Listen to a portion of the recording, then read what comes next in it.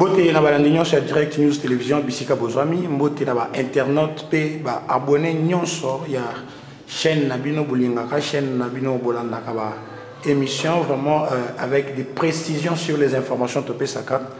N'hésitez pas de liker, de vous abonner, de partager le lien pour que Direct News Télévision et comment famille à mon aîné pour partager les informations.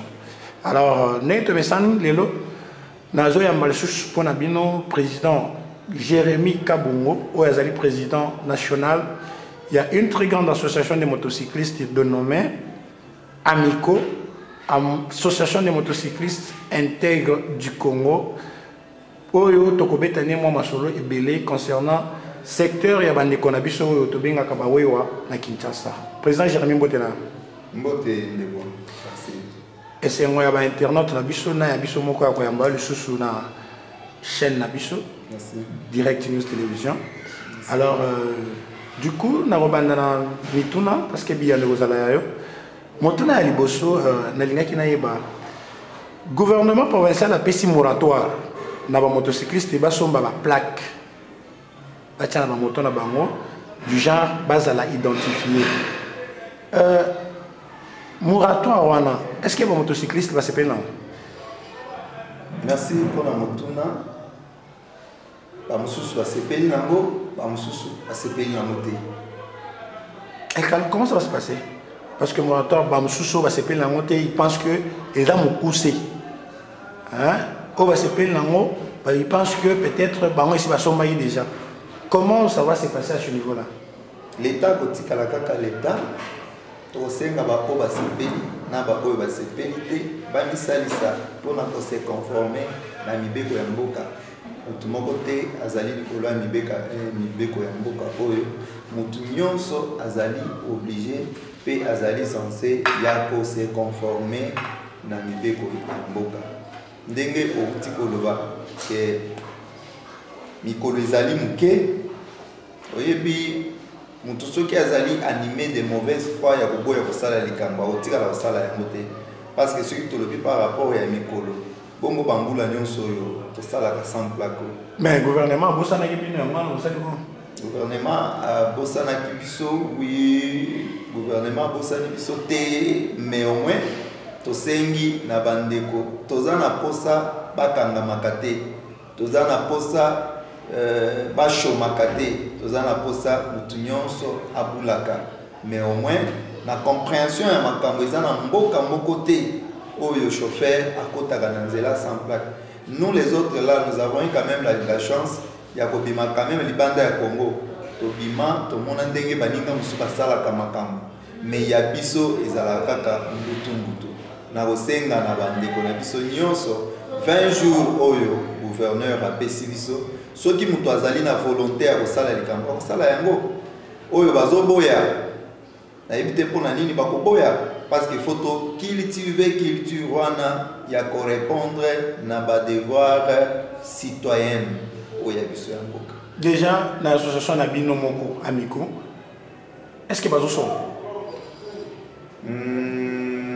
nakoki koloba nanu te parce que nanu to comme ici message wana tina fin fonté mais au moins besoin ezali ko se manifester lelo na tongo nazalaki na plus de 100 motocyclistes oyo bazoko réclamer pour tuna et aux ndenge nini to si to pesi ba modalité pe na kosenga na ba membre mususu ya biso oyo bazoyoka biso baya to ko orienter ba plaque à moto ezala combien?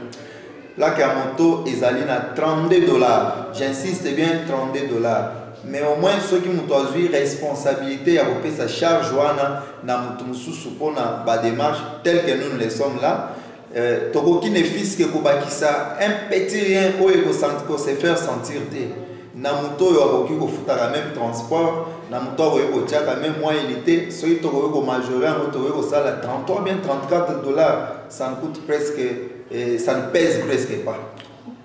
Pour en trouver toujours un motocycliste qui pose beaucoup de questions, ma plaque en haut, et tout ça.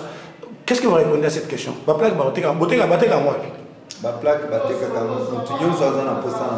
ils allaient bien précisément dans DGI. Donc, banque moko ezali wana equity. déplace moto akokende osali baformulaire na yo ekobima le même jour soki oboyi banzela milai wana ke olingo mona biso tokosunga yo okozwa plaque na yo en bonne et due forme. Le même jour. Le même jour, oui. Donc vous avez les informations, vous en avez stock. Il y a plus de 100 000 motos ils ont à Kinshasa. Les motocyclistes comme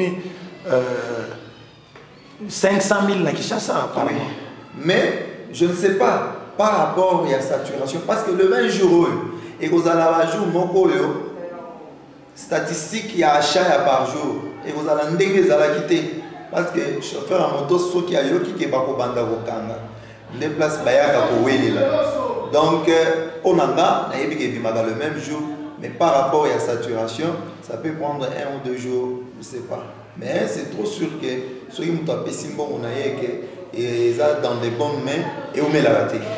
Et on met la raté. Parlons des casques. Alors il faut client chauffeur n'a pas client n'a pas balé bala ta casque. Alors casque est dans le rapport à mon ou bien casque on a comme casque public c'est-à-dire client ou alati akiti client sous salati client sous mati alati. C'est là que ça pose aussi un petit problème là. Tozo boya mbeko ya mboka te mais er moko ibeko mususu ezo pesa mwa lokola mwa bilinga quoi na sens nini na kopesa toujours likanisi na bandeko bako bakisa mwa dépense moko il y a des désinfectants soki tokoboya parce que déjà au départ plus de 2 casques na moto ezalaka na coffre te parce qu'à tout moment on a battu likolo moto te qui bala taba casque wana na moto ça décharge place ya komemela yango mais moto ezalaka na coffre te c'est au moment où yo moto azana ba client likolo moto te maboko nyonso mibale ezana guidon akobomba yango nanu wapi wana eloko ya liboso ba casque wana akobomba yango wapi au moment où yazana ba client te akobomba yango ya mibale ngai soki na yebi muto auti kolata eloko wana te ou bien ata na yebi ye akokozala na loto na ye akokozala na maladie moko boye ezali transmissible atie yango na mutu après alongoli yango mutu mususu alata ezali ba disposition sécuritaire oyo l'état azali kozwa pona ba client mais quelque part aussi ezali ko exposer bango na ba maladie oyo ezali transmissible donc tomeka un peu ko réfléchir tout autour ya eloko wana tombo ya mibeko ya l'état te mais to landela yango ndenge nini tokoki ko faire exécuter yango de sorte que to exposer sur ba client ko tozomema te état de santé ya bato eyebani malamu te ke oyo akoki kolata eloko ngai mpe naya kolata yango na mutu tala kaka donc tomeka mpe kobalancer yango totala qu'est-ce que nous pouvons faire de mieux pour aider la population mpe kosécuriser bango. Sécuriser bango. Alors nous allons chuter avec notre entretien. Nani azali habilité ya kokanga moto. Oui. C'est aussi les problèmes mais au moins tozali na rendez-vous na commandant ya ville le général Silvano Kassomo pour na kotalisa ye pe ba réalité mususu o eza na terrain parce que na terrain bazokanga bato moto tina bana mai bazokanga bato moto tina ba jeune moko bana mai sona moto otekane mai akitisi mai akiaka ni moto akitisi na penza mai ko ayokani penza écurie ya 4-5 jeunes en tenue civile baye pe ba telemisi moto est-ce que ozana boye tellement pe likolo moto wana bato mususu bazali oyo balingaka ba problème te oyo ba pere to ko benga bango ba pere ba yuma au monde bato mai basangani 3-4 personnes bakangi pe moto dou. Ça va aussi nous demander à ce que tout le monde, le général Silvano Kassomo, qui est le commandant de la ville, a précisé biso, petoko sengaye, a longola ba bureau de na makambo ya contrôle ya ba taxe, a longola territorial na makambo ya contrôle la taxe, to yebi ke tozali soumis na police ya circulation routière. Et ça la teni moko oyo to yebi ke et qu'on qui interpeller même FARDC zokanga ba moto c'est comme l'infraction nini neti FARDC azokuta infraction na moto nazo pesoka ya musikate kende na nzela ya rai wana okuta FARDC azawana azo kongola mbongo Nanzela ya rayo wapi? Nanzela ya rayo côté ya Kisensu kende wana okuta FARDC baza na rayo bakongolaka bambongo bakendaka nango basalaka nango nini biloko moko oyo ezalaka kaka made in Congo ezalaka na bamboka mosusu te. En précision neti document ya moto qui est censé vraiment kotala yango telemi boye moto telemi monsieur dakisanga document et ça va agent baza qualifié oyo bazosenga te base présenter oyo kotala boye na musika déjà oyebi ke naza devant qui ngana kobenga ce n'est que la PCR kaka PCR nda za censé ya ko contrôler et puis nazo senga commandant de la ville Ouazali censé ya maintien de ya paix sociale na ko kosenga yo o meka un peu kosenga au moment oyo tozali na nous concentrer ya kofuta ou bien ya kosomba ba plaque tokokite en même temps ba document ezala kilikilité bon permettre biso to somba nanu ba plaque au lieu ya kozala plaque eza na terrain ba document boye eza na terrain document boye eza na terrain et kopesa biso surcharge na ndenga mukete parce qu'en dehors ya plaque ko toza censé kosomba basina bana na ndako bazezela ba vivre oyi ko boma mabota te pona intérêt moko boye ou bien ko avantager mopanzi moko équilibre wana ekosala bien tondimi kosomba ba plaque mais bobongisela biso nde pa norme ya achat wana ya plaque ezala quand même sécurisé ezala quand même équilibré de sorte que tosombaka fois passé plaque esombamaki na plus de $100 soki $110 etekamaki mpe ti lelo bandeko mosusu bazotambola na baresu na bamaboko na bango bazwa baplaque te baplaque esila bongo kaka lelo oyo batieli biso plaque soki $32 soki $34 par rapport à badémarche ekosombama nango mais tosengi nde bakoka mpe kooriente biso na ndenge moko ya équilibre ezala. Équilibre ezala. Général Kasongo maintient sa décision ya ko boya kolalisa moto na la police. Candidat. Na koteleme la décision ya Général Kasongo wana tina suka po na yebisaki ye que ezali kotia biso lisusu na insécurité makasi. Yoka réponse ou bien raison au Général Sylvano Azopesi. Général Sylvano lobby eza problème ya effectif. Okoko kuta na souciati moko 3 ou 4 policiers.